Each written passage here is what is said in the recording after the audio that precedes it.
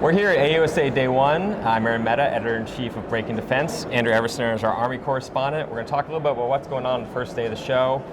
Before the show, actually, Andrew, you sat down with Army Chief of Staff General James McConville, talked a little bit about Ukraine and kind of big lessons that he's learned from there. What were his big takeaways from that? His big takeaways are that the 35 signature modernization programs that the Army's investing in are the correct ones. He specifically pointed out long-range precision fires. The Army has several of those programs that are supposed to be delivered to soldiers this year. He also specifically called out armor.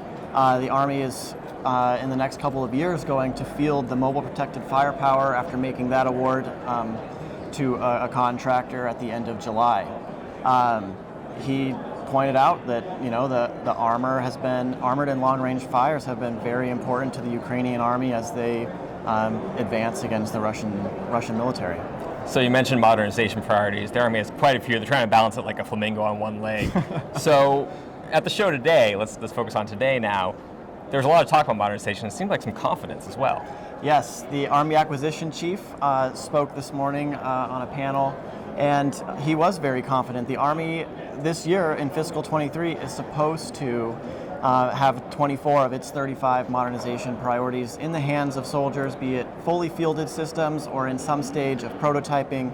Asked this morning if he was confident that the Army would be able to field all 24 in fiscal 23. He said that they were very confident and everything is on pace. On pace is good. One modernization program, a legacy program actually, that's had some issues is the Chinook helicopter program. Can you give us a little background on what's been going on over the last couple of months with that program and kind of what the news was today about it? Yeah. So at the end of August, the Army had to ground its Chinook helicopter fleet due to some engine fires. After several weeks of work replacing one of the parts in the engines, 90% of the Chinooks are now back in the fleet, and the remaining 10%, an Army aviation general said today, will be back in the fleet by the end of the year. All right, so that thing's getting back on track. It's getting back on track, correct. All right.